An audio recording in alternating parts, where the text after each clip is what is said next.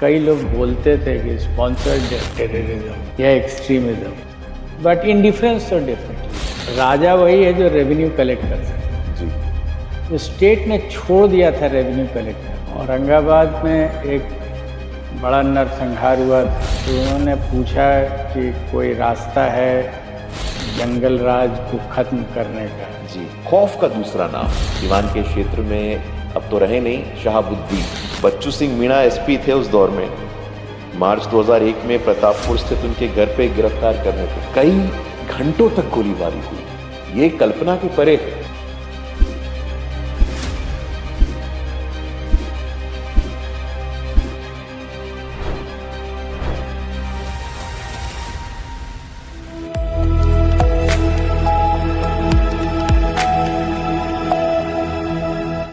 नमस्कार साथियों, आप सबका स्वागत है बिहार संवाद में।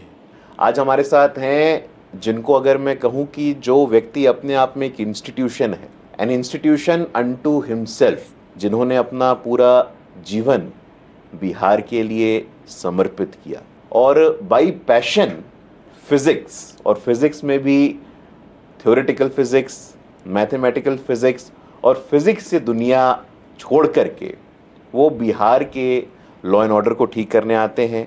1977 में वो इंडियन पुलिस सर्विसेज के यंग और डायनेमिक अफसर बनते हैं और पूरे सर्विस उनके तमाम ऐसे अनुभव, तमाम ऐसे एक्सपीरियंसेस और तमाम ऐसे डिफाइनिंग मोमेंट्स रहे जिन्होंने न सिर्फ बिहार को परिभाषित किया बल्कि भारत को भी एक दिशा देने का काम किया है।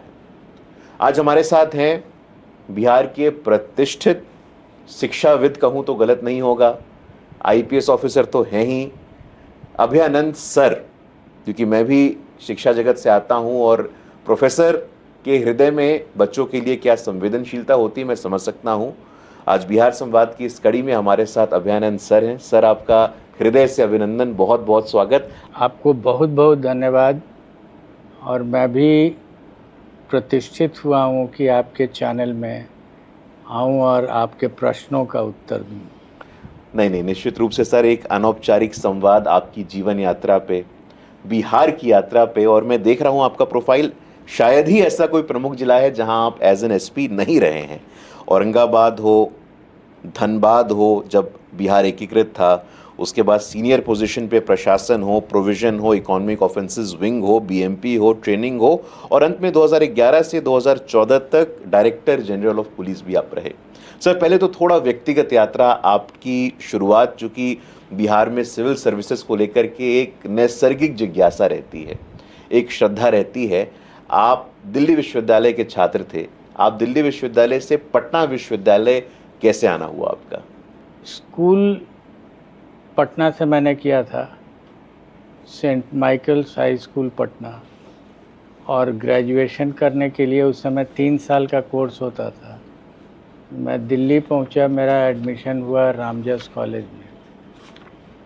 रामजस कॉलेज में एक साधारण सी बात हुई और मैंने निर्णय किया कि मैं अब यहाँ नहीं पढ़ूँगा। मैंने अप्लाई किया और मुझे ट्रांसफ़र सर्टिफिकेट मिल गया और मैं पटना यूनिवर्सिटी में आके नाम लिखा लिया। वहाँ 2 साल की पढ़ाई होती थी ऑनर्स की, और 2 साल में मैंने ग्रेजुएट कर लिया। अगर इशू आप जानना चाहिएगा कि क्या हुआ था, तो मैं फर्स्ट ईयर, वहाँ 3 साल यूनिवर्सिटी एग्ज़ाम होता था दिल्ली में, तो मैंने फर्स्ट ईयर का एग्ज़ाम दिया and I got really high marks, standing first in the college and things like that. मैंने कोशिश की कि मैं रामजस कॉलेज से चला जाऊं यूनिवर्सिटी ऑफ दिल्ली में। एक ग्रुप था फिज़िक्स का। यूनिवर्सिटी ऑफ दिल्ली के जो हेड थे, उन्होंने हमको कहा कि मैं लेने को तैयार हूँ with your marks, but you have to get no objection certificate from your college. अब ये शायद नियम में होगा। मैं गया कॉलेज में ये सोचते हुए कि आसान है, मिल जाएगा, लेकिन मेरे कॉलेज के शिक्षकों ने अड़ंगा लगा दिया, कहा कि नहीं, तुम क्यों जाओगे वहाँ, you have done well, stay with us. तो समहाउ मेरा नेचर है कि अगर मुझे कोई चीज़ लॉजिकल नहीं लगता है तो मैं जनरली कहता हूँ टू हेल, आप जाइए, हमको नहीं पढ़ना है। तो आप सर्टिफिकेट दे दीजिए, हमको no objection to leave the university. And that is how I लेव the university.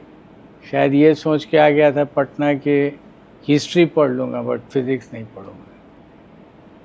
It so happen कि फिज़िक्स ही में एडमिशन हो लिया और फिर जो हुई वो तो अब इतिहास।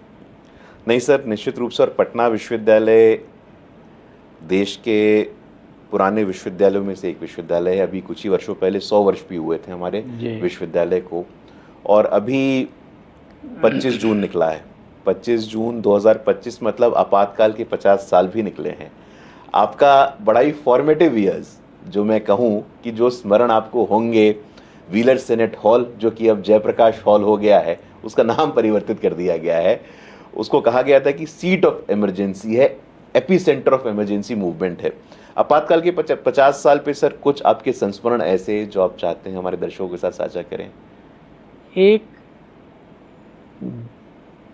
जेपी का जो एड्रेस था गांधी मैदान में, उस समय मैं बीएससी में पढ़ता था पटना यूनिवर्सिटी में, और मैंने उस एड्रेस को जाके सुना था। अच्छा।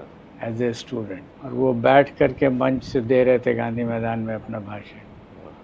पॉलिटिक्स में इंटरेस्ट नहीं रहता था, फिर भी उस समय वो इतना समीचीन था विषय कि as a student of physics not interested in politics at all, फिर भी मैंने जाके सुना था, और जो भी समझ पाया उस समय वो मैंने समझा था। नहीं नहीं, निश्चित रूप से सर। और आप 77 में जब इमरजेंसी चल ही रहा था, उसी समय आप सर्विस में भी आते हैं। आज का जो बिहार है, हमारी पीढ़ी जो है, हम लोग अलग अलग क्षेत्रों में काम कर रहे हैं। आज के बिहार और उस दौर के बिहार, अगर हम एक समकक्ष समकालीन मूल्यांकन करने का प्रयास करें, सामाजिक परिस्थितियां, राजनीतिक परिस्थितियां, और आपने as someone who has closely observed it, तब का समाज, आज का समाज, तब की राजनीतिक व्यवस्था और आज की राजनीतिक व्यवस्था आप कैसे देखते हैं? अगर कोई एक शब्द है जो डिस्टिंग्विश करता है जी तब और अब को, वो है मानवीय संवेदना। जी। ये शब्द शायद पूरी भावनाओं को अपने अंदर में समेकित कर लेता है। संवेदना उस समय इतनी गहराई में थी, वो जिस वर्ग का हो, राजनीतिज्ञ हो, अफसर हो, मजदूर हो, स्टूडेंट हो, हर ग्रुप में एक संवेदना होती थी, और वही उसको डिस्टिंग्विश करता था अब और तब। ह्यूमन सेंसिबिलिटीज अगर हम ह्यूमन कहें तो। सेंसिबिलिटीज। जी जी, निश्चित रूप से वो अलग दौर था। लेकिन अगर हम शुद्ध रूप से आपके करियर की बात करें, आपके पुलिस प्रशासन, लॉ एंड ऑर्डर के करियर की बात करें, तो हम लोग के सामने बहुत साहित्य ऐसे उपलब्ध हैं। और 90 का वो दौर था जो हमने देखा है, जातीय नरसंहार का विषय, लक्ष्मणपुर बातें हो, बथानी टोला हो, एक अलग दौर था।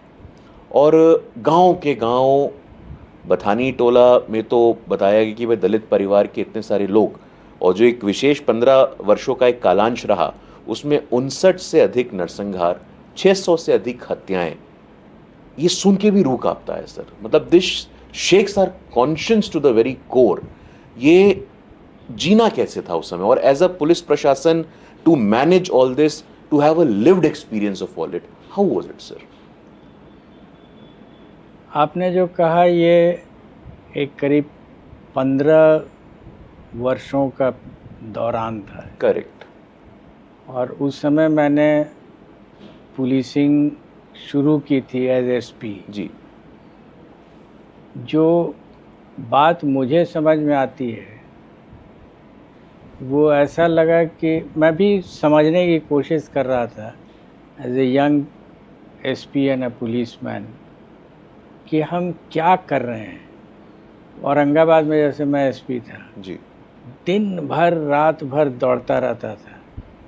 नक्सल है, नरसंहार हो गया, रात में आप सोए और सुबह उठे तो पहली सूचना मिल रही फलाने गांव में 25 लोग मारे गए। तो समझ में नहीं आता था कि हम कर क्या रहे हैं यहाँ। और ये मारे गए तो क्यों मारे गए, ऐसी कौन सी विसंगति हो गई पुलिसिंग में।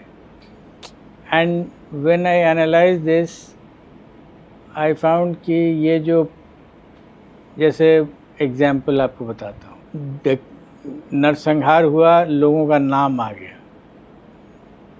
वो लोग दोनों पक्ष के हो सकते हैं, गरीब भी हो सकते हैं और बहुत अमीर भी हो सकते हैं।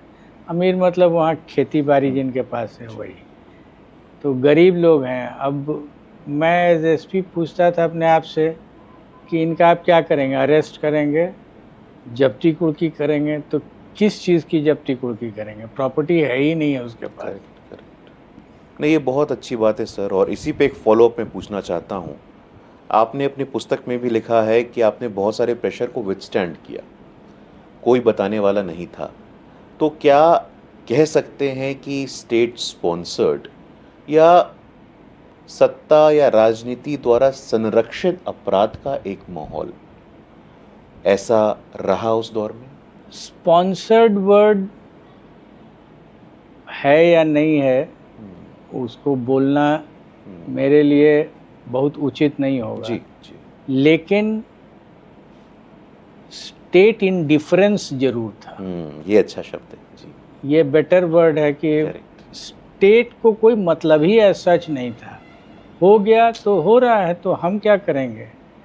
लेकिन me as SP of a district, Naxal affected district, I couldn't take this stand, क्योंकि मैं जानता था कि मैंने जो शपथ ली है उसमें इतनी बड़ी बड़ी घटनाएं होंगी तो हमको जवाबदेही लेनी पड़ेगी। आप जवाबदेही को कैसे डिस्चार्ज करेंगे ये आपकी जवाबदेही है। स्टेट उसमें कहीं नहीं आता था, इंडिफरेंस था।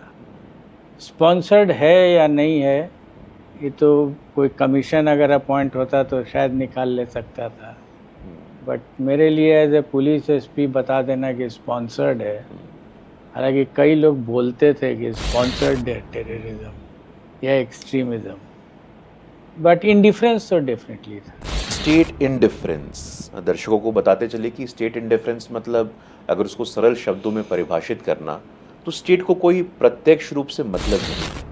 हिंसा हो रही है, नरसंहार हो रहा है, लोगों के घर उजड़ रहे हैं, लोगों की हत्याएं हो रही हैं और स्टेट को डायरेक्टली या इनडायरेक्टली कोई मतलब सच नहीं है, तो स्टेट इंडिफरेंस का एक दौर तो रहा, ये कहना उचित होगा।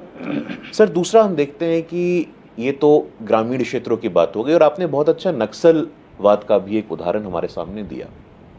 2008 का मुझे एक तब के प्रधानमंत्री मनमोहन सिंह जी का भाषण स्मरण आ रहा है। उनके शब्द थे, उन्होंने कहा था that the biggest threat to internal security is left wing extremism violence. Red corridor, 240 से अधिक जिलों में उसका दुष्प्रभाव। 2010 में दुखद घटना दंतेवाड़ा में सीआरपीएफ के हमारे 76 जवानों की शहादत। उसके बाद कांग्रेस की टॉप लीडरशिप वर्चुअली पूरी की पूरी, इंक्लूडिंग विद्याचरण शुक्ल और तमाम कांग्रेस के नेतृत्व का एक कहें तो वो भी एक नक्सल वायलेंस के वो लोग शिकार बने। और आज का दौर है जहां हम देख रहे हैं कि अगर स्टेट का इंडिफरेंस नहीं, स्टेट का इन्वॉल्वमेंट हो तो वही लेफ्ट विंग एक्सट्रीमिज्म जो कि 240 जिलों में फैला था, जो रेड कॉरिडोर कहलाता था, आज मात्र 1-2 जिले में सिमट करके रह गया है। तो स्टेट का पॉलिटिकल विल, पुलिस और सिक्योरिटी फोर्सेस की एफिशिएंसी, यदि इसका संगम होता है तो ऐसे बड़े बड़े समस्याओं का भी समाधान संभव है। ये और उस दौर में लेफ्ट विंग एक्सट्रीमिज्म को लेकर के कोई प्रायोरिटी ही नहीं थी।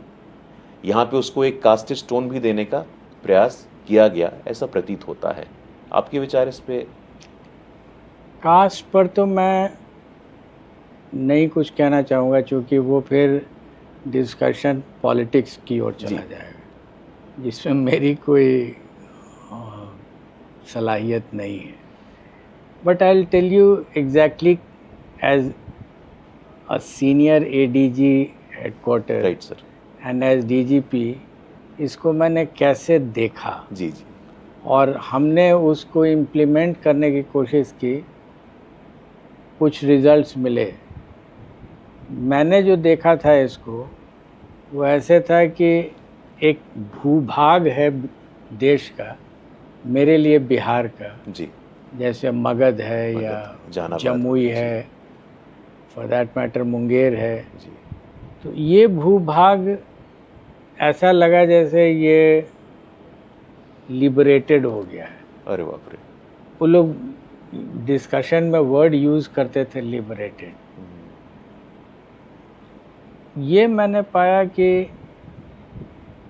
इन एरिया से स्टेट विड्रॉ कर चुका है, स्टेट बाहर आ गया है, और उसके बदले में वहाँ पर नक्सल राज चल रहा है। एक राज्य को चलने की जो बात होती है वो होती है कि रेवेन्यू कौन कलेक्ट करता है। करेक्ट, जी, राजा वही है जो रेवेन्यू कलेक्ट कर सकता है। जी, तो स्टेट ने छोड़ दिया था रेवेन्यू कलेक्ट करना, बाप रे!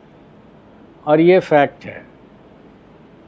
ईंटा बनेगा तो माइंस का जो रेवेन्यू आता है वो स्टेट नहीं ले पा रहा है, तो नक्सली लोग ले रहे हैं। बीड़ी बन रहा है तो बीड़ी का भी रेवेन्यू जो आता है वो बीड़ी का रेवेन्यू स्टेट नहीं ले पा रहा है, नक्सली लोग ले रहे हैं। देन इट स्ट्रक मी कि नहीं, अगर पहला चीज़ करना है तो रेवेन्यू कलेक्ट होना चाहिए। करेक्ट, तो आपका प्रेजेंस होना चाहिए वहाँ। आप ऐसा नहीं हो सकता कि रेड करने के लिए गए और भाग के चले आए। तो मैंने डिसाइड किया कि हम वहाँ जाएंगे और रहेंगे, और ऐसी ऐसी जगहों पर रहेंगे जहाँ डर से परेशानी होती थी। जब हमने ये डिसाइड किया तो मेरे पुलिस बल में लगा कि रिएक्शन हो गया, भाग जाएंगे। बट आई टोल्ड देम कि हम व्यवस्था करेंगे, चलो हम साथ में रहेंगे। We will set up camps and we will stay there where they are ruling the roost. Correct, we will not go to come back, we will go to stay there, reach and stay there. ये जब मैंने concept develop किया, मैंने पाया कि it had a very good impact. Revenue आने लगा, activities होने लगी। सरकार की एक्टिविटी बहुत तरह की होती जी, है, जी, जी, जी, शिक्षा की होती है, खेती की होती है। तो ये जब मैंने शुरू किया तो आई फाउंड कि लोग एरिया वकेट करने लगे। ओह, जैसे स्टेट वकेट करके बाहर चली जाती थी, वैसे ही नक्सली लोग वकेट करके और दूर चले जा रहे, तो वो श्रिंक करने लगे and the area came under the control of the state. हाँ, ये कॉन्सेप्ट को जब हमने डेवलप किया, 2-3 साल इसको ऑपरेट किया, तो बिहार में बहुत अच्छा रिजल्ट मिला। एंड देन आई सॉ कि झारखंड ने भी इसको ट्राई किया। उसके बाद तो मैं रिटायर कर गया, तो बहुत ज़्यादा इसके पीछे लगा नहीं, लेकिन this give me very good results. दर्शकों को बताते चले कि सर की खासियत है कि सर अपने मॉडल्स बनाते हैं। सर के मॉडल थे चुनाव सुधार के। सर का ये मॉडल था नक्सलवाद से निपटने का, जहां खुद जा कर के रहना, और जैसा आप कह रहे हैं कि वही स्टेट विड्रॉ कर लेता था। ये सुनने में ही इतना विचित्र लग रहा है कि इस दौर में भी प्राइमरी हेल्थ सेंटर हो, प्राइमरी स्कूल हो, सभी की व्यवस्थाएं बंद हो गई एक प्रकार से, और like you said ruling the roost, तमाम व्यवस्थाएं चल रही हैं नक्सलियों के द्वारा। तो ये वहाँ जा कर के रहना और वहाँ में बुनियादी परिवर्तन लाना, ये अद्भुत है। सर, जैसा आपके पुस्तक में भी हमने देखा है कि इलेक्टोरल रिफॉर्म्स को लेकर के आपके अलग अलग अनुभव रहे हैं, और अभी विषय चर्चा में भी है। और बिहार के इलेक्टोरल हिस्ट्री का लंबा समय पोल वायलेंस और बूथ कैप्चरिंग के साथ जुड़ा रहा। आपका चुनाव सुधार के दृष्टिकोण में आपकी भूमिका और आपकी राय क्या है सर? ऐसे तो चुनाव पहला जो मैंने इंडिपेंडेंटली कराया था जी, वो एक बाई इलेक्शन था, सिंघेश्वर कॉन्स्टिट्यूएंसी है जी, मधेपुरा जिला का। मधेपुरा जिला में। और उसमें जब पहली बार ये एज डिस्ट्रिक्ट एसपी मैंने कराया, तो मैंने पाया कि डेटा एनालिसिस करने पर हर बूथ पर मैंने, उस ज़माने में जब कंप्यूटर नहीं था जी, तो कैलकुलेटर से मैंने परसेंटेजेस निकाला और सबको प्लॉट किया नक्शे पर, जी, कॉन्स्टिट्यूएंसी के नक्शे पर। And I found clusters, right, जैसे बूथ कब्जा हो गया है बाय ए पर्टिकुलर पार्टी, तो उसको मैंने रेड कलर कर दिया, बाय अनदर पार्टी उसको ग्रीन कलर कर दिया। तो आई कुड सी कि ये क्लस्टर्स फॉर्म कर रहा है of red dots and blue dots, तो पैटर्न बहुत साफ दिखता था जी। और हर क्लस्टर पे हमने रीजंस ढूंढना शुरू किया। I went to the level of talking to chowkidars वाह। कि ये बताओ यार कि यहाँ पर ही हुआ क्यों, हाँ। यहाँ रेड पार्टी का कब्जा हो गया, यहाँ ग्रीन पार्टी का कब्जा हो गया, और उन लोगों ने फ्रैंकली हमको बताया। All I had to do was to eliminate the cause, और फेयर इलेक्शन होना शुरू हो गया। कोई ज़्यादा फोर्स की ज़रूरत नहीं पड़ी, इनफैक्ट फोर्स उस समय मिलता भी नहीं था। चौकीदार, दफादार और होमगार्ड, डीएपी बहुत कम था, तो रिजल्ट मिला जी। फेयर इलेक्शन हुआ जी। लोगों ने आके कहा हमको, आज भी आप जा कर के अगर पूछें सिंहेश्वर में जी। तो लोग कहेंगे पहली बार जिंदगी में वोट दिए थे। बाप रे बाप।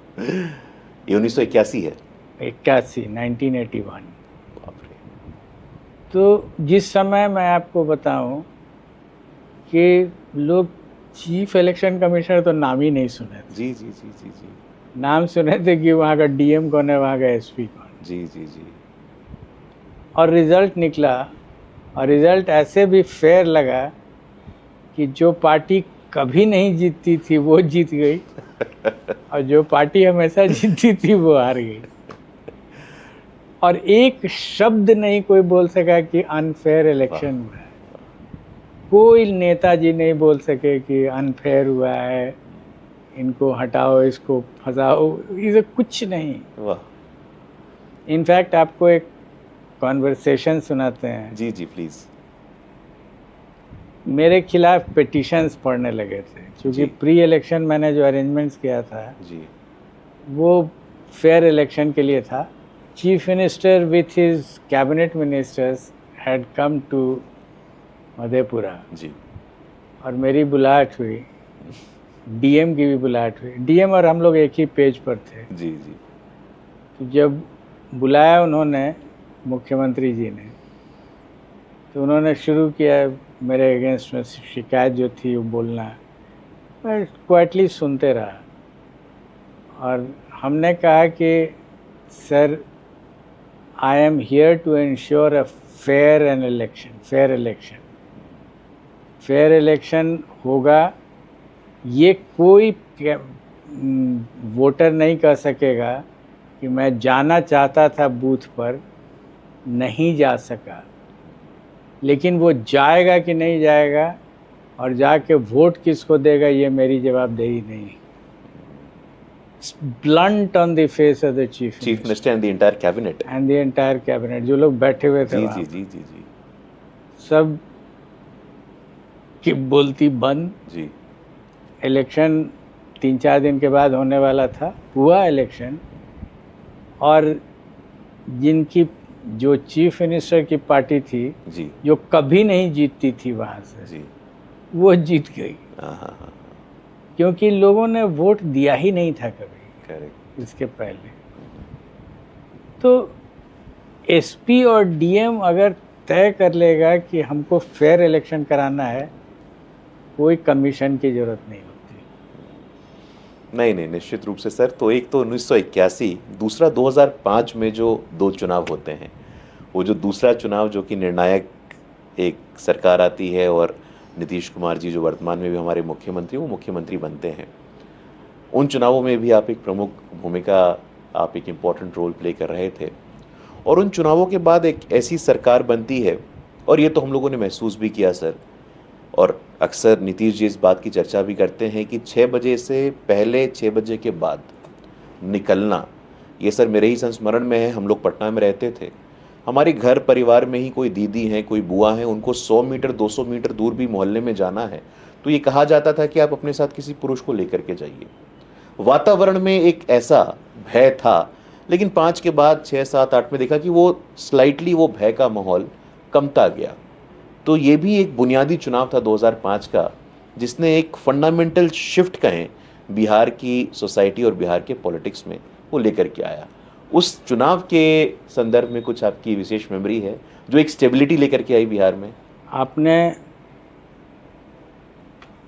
स्टार्ट होने के पहले जो बात की थी हमसे, जी, उसमें आपको स्मरण हुआ कि रैंडमाइजेशन का एक कॉन्सेप्ट हमने Correct, इलेक्शन correct, में लगाया 2005 के। 2005 में। जी जी जी वो पहली बार नहीं था, मैंने अपने लाइफ टाइम में जी इसको 1988-89 में, जब मैं नालंदा का एसपी था और हमारे वर्तमान मुख्यमंत्री जी वहाँ से पार्लियामेंट का इलेक्शन लड़ रहे थे। जी जी जी कॉन्स्टिट्यूंसी का नाम उस समय बाढ़ था जी, परिसीमन से पहले। परिसीमन के पहले। जी जी जी सर। तो और उस समय उनके अगेंस्ट में एक कैबिनेट मिनिस्टर थे, बहुत दबंग कैबिनेट मिनिस्टर थे जी वो लड़ रहे थे। उन्होंने भी, मैंने अपनी किताब में उसका जिक्र किया है, उन्होंने एक हमसे रिक्वेस्ट किया एज एसपी कि ये लिस्ट है ऑफ सब इंस्पेक्टर्स, इसको मेरे एरिया में यहाँ पोस्ट कर दीजिए। जी मैंने कहा कि अब तो एसपी कर ही नहीं सकता है इसको। भाई ऐसा कैसे? जी जी जी मैंने कहा कि अब रैंडमाइजेशन हो रहा है। तो पहली बार रैंडमाइजेशन हुआ और उनके समझ में नहीं आया कि रैंडमाइजेशन क्या होता है, क्योंकि एसपी का काम होता है डिप्यूटेशन कर देना। करेक्ट। और जब मैंने उनको बताया तो वो खासे गुस्से में उठ के चले गए वहाँ से। रैंडमाइजेशन हम लोगों ने तय कर लिया था, हम और डीएम ने मिल करके, और हुआ वो, और हार गए वो इलेक्शन। जी जी नीतीश बाबू उस समय ऑपोजिशन कैंडिडेट थे वहाँ के, जी वो जीते और उसके बाद जी उनका जो राजनीतिक पथ है वो आगे बढ़ा। बट देन वो इम्पोर्टेंट चीज़ नहीं है, इम्पोर्टेंट चीज़ है कि उस ज़माने में भी, आई एम टॉकिंग अबाउट 88-89, जी उस ज़माने में भी मैंने इन थीम्स को यूज़ किया जो 2005 में फिर हमने यूज़ किया करेक्ट पूरे स्टेट भर में। जी क्योंकि चीफ इलेक्शन कमिश्नर जो थे उन्होंने हमको बुला के, अब वो सुने थे मेरे बारे में या पता नहीं कहाँ से जानकारी मिली, बुला के कहा कि ये सब प्रोसेसेस को हम लोग लगाएंगे, और यूज़ किया गया। उसके बहुत अच्छे परिणाम मिले। 2005 का जो असेंबली इलेक्शन था वो पता चला, उसमें रिजल्ट्स जो आए बहुत रिजाउंडिंग रिजल्ट्स थे। It's all about top level IAS IPS officers कैसे अपना दिमाग लगाते हैं जिससे कि इलेक्शन बढ़िया कंडक्ट हो सके। फ्री, फेयर, ट्रांसपेरेंट, ये सिर्फ मात्र बोलने की चीज़ें नहीं, व्यवहार की चीज़ें, व्यवहार की चीज़ें हैं, और ये किया जा सकता है, और हमने ये करके दिखाया कि ये हो सकता है। जी जी, और उसका उदाहरण है जी, निश्चित रूप से। सर, थोड़ा आपने एक शुरुआत में मानवीय संवेदना की बात कही थी, मैं थोड़ा आपको वहाँ वापस लेकर के जाना चाहता हूँ। और आज कांस्टेबलरी से लेकर के लीडरशिप पोजीशन पे भी बिहार पुलिस में सर्वाधिक महिलाओं की संख्या, ये एक संवेदना का उत्कृष्ट उदाहरण हमें दिखता है। क्योंकि सर, हम लोग जब बड़े हो रहे थे, हमें याद है कि कुछ ऐसे नाम, कुछ ऐसे केसेस हम अखबार में पढ़ते थे, जैसे चंपा बिस्वास का केस हो, शिल्पी जैन का केस हो।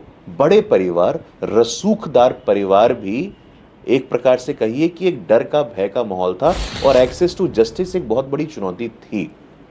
उसके तार कहाँ से जुड़े थे, ये सब इतिहास के पन्नों में दर्ज है।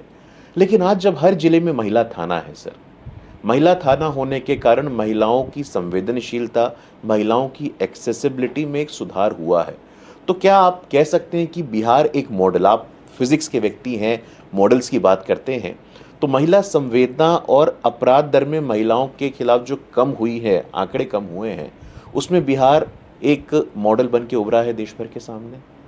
डेटा पर तो मैं नहीं कह पाऊंगा, क्योंकि डेटा जो हमारी महिलाओं का अपॉइंटमेंट हुआ है जी, जिसमें मैं डीजी था, तो मैंने ही प्रस्ताव दिया था।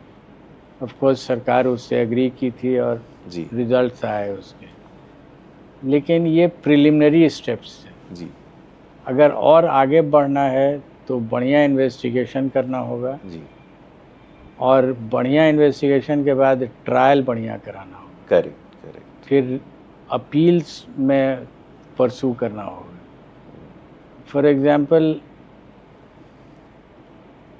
एक लेट्स से रेप हुआ, जी, तो रेप के बाद ज़्यादातर लोग दबाव देते हैं, गवाही उलटवा देंगे, ट्रायल में छुट्टी हो जाती है, जी, मतलब करेक्ट, ट्रायल में बरी हो जाते हैं। जी, उसका आंसर है फॉरेंसिक, फॉरेंसिक, जी, कि नहीं भी गवाही मिलेगी तभी फॉरेंसिकली अगर आप प्रूव कर दीजिएगा जी, तो सज़ा होगी। उस दिशा में मैंने काफ़ी कदम उठाए थे। अभी क्या हो रहा है मैं नहीं जानता हूँ, बट ये सब लगातार एफर्ट करते रहना होगा। फॉरेंसिकली प्रूव करना होगा, ट्रायल बढ़िया कराना होगा, अपील में ले जाना होगा। तो state will have to pursue cases till the logical end. एक नाम ऐसा जो हमारे जहन में आज भी ताज़ा है, और एक ऐसा अपहरण कांड जिसमें स्वयं भारत रत्न पूर्व प्रधानमंत्री अटल बिहारी वाजपेयी जी को भी बोलना पड़ा था, किसले अपहरण कांड। वो राष्ट्रीय सुर्खियों का हिस्सा था, और अपहरण, फिरौती, एक्सटॉर्शन, इसको एक पॉलिटिकल पेट्रनेज, एक राजनीतिक संरक्षण प्राप्त रहा लंबे समय तक। आप पुलिस मशीनरी के प्रमुख अंग थे। वो दौर और आज का दौर, जहाँ पे स्टेटिस्टिकली और डेटा के टर्म्स में हम कह सकते हैं कि लगभग ऐसी चीज़ें ना के बराबर हो गई हैं। तो अगर स्टेट की क्षमता और इच्छा शक्ति हो सर, तो हम समाज को भयमुक्त कर सकते हैं। आपके क्या विचार हैं? बिल्कुल कर सकते हैं, और ये करके दिखाया गया है। जी, मेरा अपना मानना है कि पुलिस, राज्य पुलिस केवल कानून का रास्ता अख्तियार करते रहे, और कानून में जो भी प्रोविज़न्स हैं उसको कैसे इस्तेमाल किया जाए ये जानकारी रहे, सीनियर ऑफिसर्स उसको गाइड करते रहें। जो प्रॉपर्टी बना लिया है क्रिमिनल्स ने, उससे उनको महरूम किया जाए। तो कोई कारण नहीं है कि अपराध नहीं कमेगा, शून्य तो नहीं होगा, लेकिन नियंत्रित हो जा सकता है।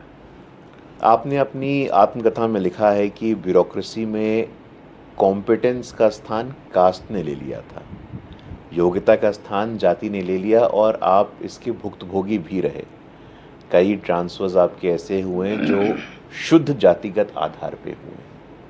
इसका नुकसान भी लंबे समय तक बिहार वासियों को उठाना पड़ा।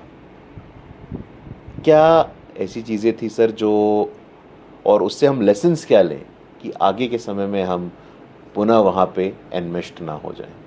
औरंगाबाद में एक बड़ा नरसंहार हुआ था, उसके पहले मैं वहाँ से हट चुका था, सीबीआई में चला गया जी, उसके बाद एक नरसंहार मेरे सीबीआई में रहते हुए औरंगाबाद में हुआ जी, पता नहीं क्यों, किसके मन में आया, उन लोगों ने प्रस्ताव दिया मेरे बारे में कि उनको बुला के पूछा जाए कि आपका ट्रांसफ़र वहाँ से क्यों हुआ, और ये औपचारिक रूप से मुझसे पूछा गया। कैबिनेट मिनिस्टर्स की एक कमेटी थी जिसमें चीफ मिनिस्टर नहीं थे, लेकिन उन लोगों ने बुला के मुझसे पूछा, और मुझे कहना पड़ा कि मेरा ट्रांसफ़र एसपी का कैबिनेट से होता है, इसलिए आप लोग सब कैबिनेट में हैं और उस समय भी रहे होंगे जी, तो क्या डिस्कशन हुआ है तो आप ही लोग जानते होइएगा, हम तो नहीं जानते। तो निष्कर्ष ये निकला कि मेरिट के आधार पर अगर आप ट्रांसफ़र नहीं करेंगे तो जो रिज़ल्ट आता है वो आता रहेगा। नहीं, तमाम ऐसे उदाहरण है सर। एक एसके सिन्हा जी का भी उदाहरण हमारे समक्ष आता है कि उन्होंने कोई कॉन्ट्रैक्ट में किसी को इन्फ्लुएंस के कारण देने से मना कर दिया, तो उनकी वेतन तक को रोक दिया गया, और बाद में भी उनको कई समस्याओं का सामना करना पड़ा। पॉलिटिकल लीडरशिप की इच्छा शक्ति जो हम लोग बात भी कर रहे थे, पोस्ट 2005 हमने देखा कि good governance became part of our political discourse. Crime और करप्शन पे कोई कॉम्प्रोमाइज नहीं करना, ये नीतीश जी का एक नो कॉम्प्रोमाइजिंग स्टांस रहा है। उन्होंने कभी भी इस पे कोई नेगोशिएशंस नहीं किए। आपने 2005 के पहले का बिहार और 2005 के बाद का बिहार भी काफ़ी क्लोज क्वार्टर से देखा है। कुछ बुनियादी एक दो अंतर जो आप हमारे दर्शकों के बीच में रखना चाहते हैं, प्री एंड पोस्ट का। मैं आपको एक छोटा सा कॉन्वर्सेशन बता सकता हूँ। जी सर। जो अभी माननीय मुख्यमंत्री हैं, उन्होंने मुख्यमंत्री का जो ओहदा है उसको ग्रहण किया जी 2005 के नवंबर में जी। और उसके तुरंत बाद मेरी बुलाहट हुई जी। और उन्होंने पूछा कि कोई रास्ता है जंगल राज को ख़त्म करने का। जी। अभी मैंने कुछ कहा ही था कि हाँ रास्ता तो है ही है। जी। तो उनका एक वाक्य था कि पुलिस को मैं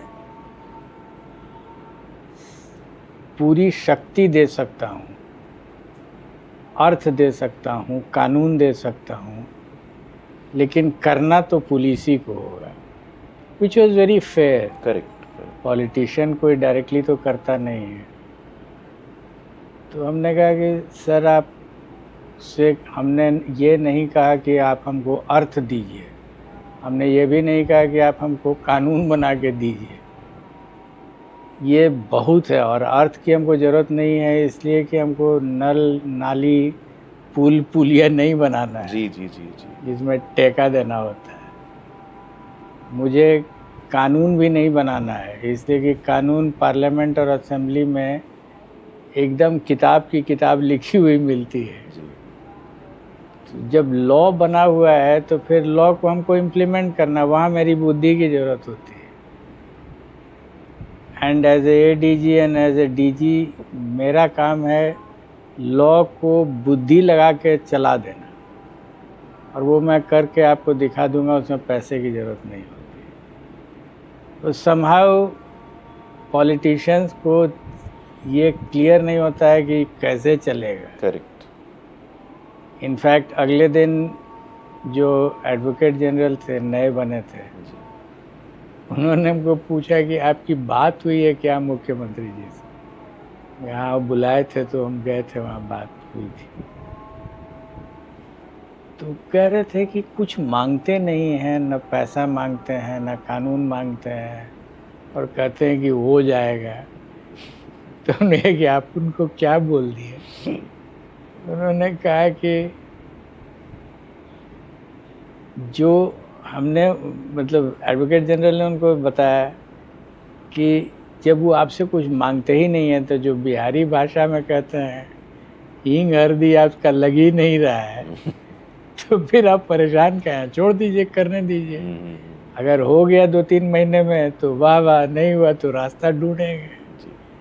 और 3 महीने के अंदर में जब बंदूकें अंदर चली गईं, अपने से कहा उन्होंने इस बात को 2-3 महीने के बाद, जब स्पीडी ट्रायल कराया हमने और स्पीडी ट्रायल में कन्विक्शंस होने लगे, तो उन्होंने कहा कि आजकल बंदूकों गाड़ी के बाहर नाल सब दिखाई नहीं पड़ रहा है। तो भय हुआ, कहाँ किसको लपड़ मारा गया, थप्पड़ मारा गया, एनकाउंटर किया गया, कहीं तो कुछ नहीं हुआ।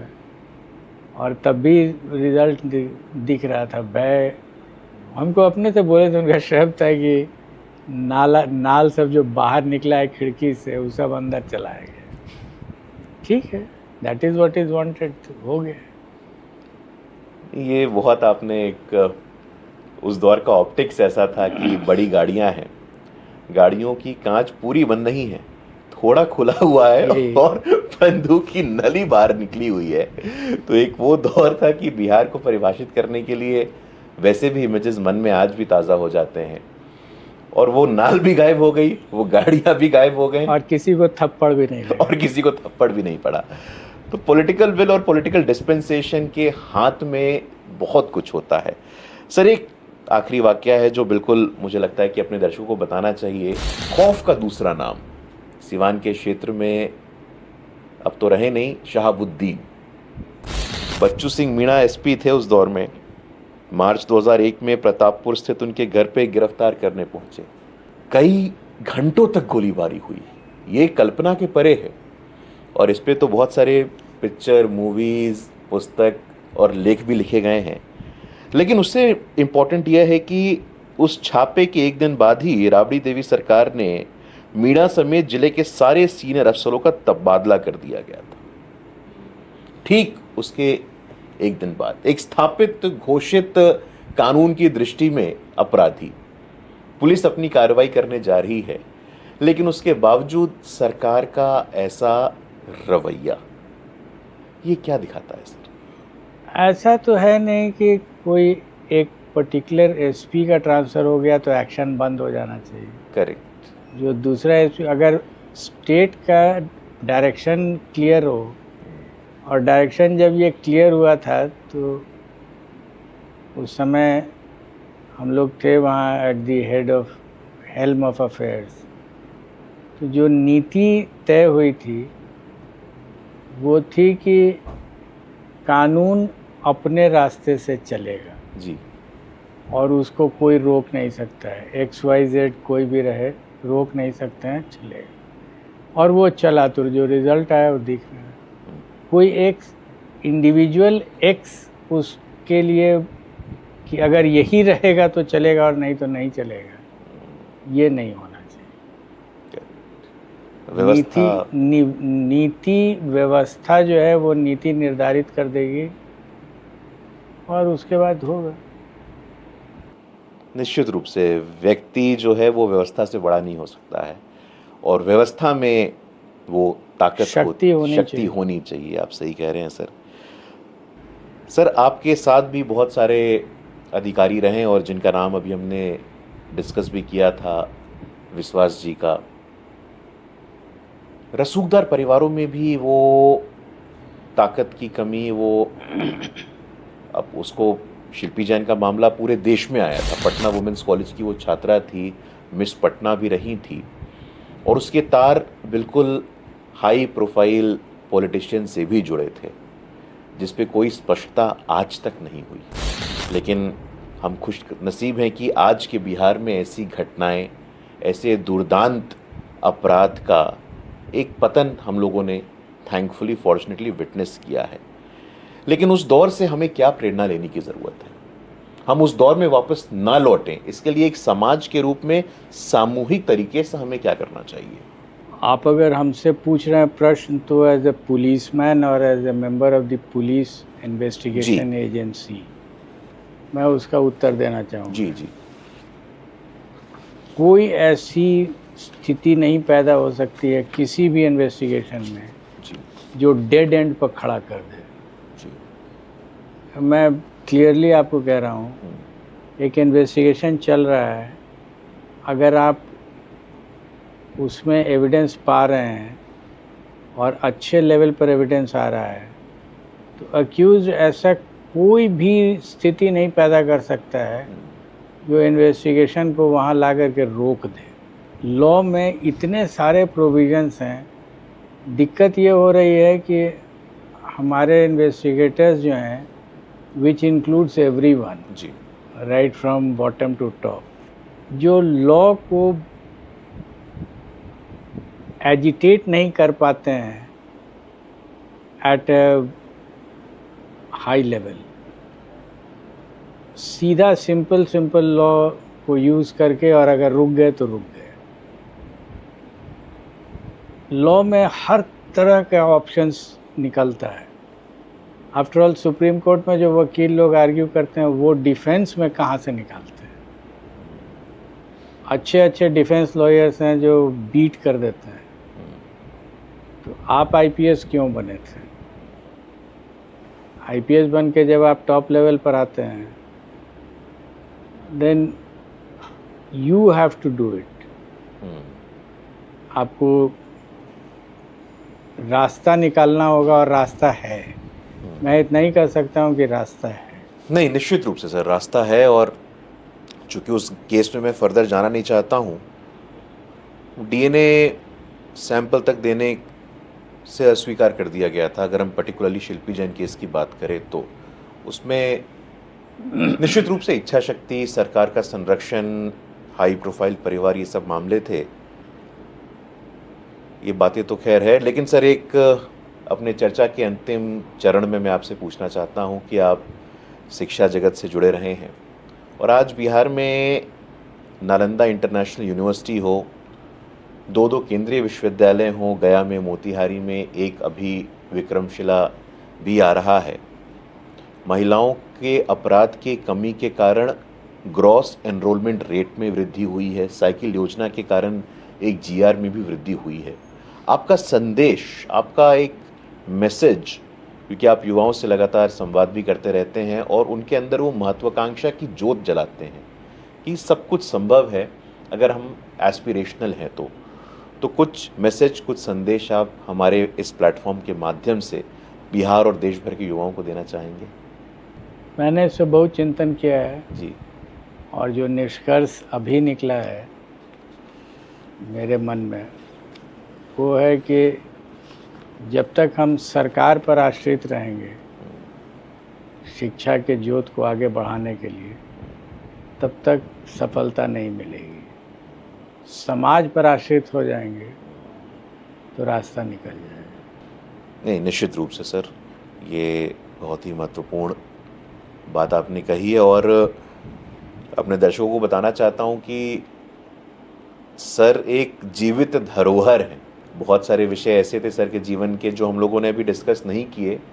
बहुत सारे ऐसे मुद्दे हैं जो आज पूरे विश्व भर में प्रचलित हैं, लेकिन एक विरासत, धरोहर के रूप में सर आज हम लोग के बीच में उपस्थित हैं और अपने अनुभव और संस्मरणों में से समय निकाला सर ने और एक बेबाक, बगैर किसी संदेह, शंका और संकोच के उन्होंने बात रखी।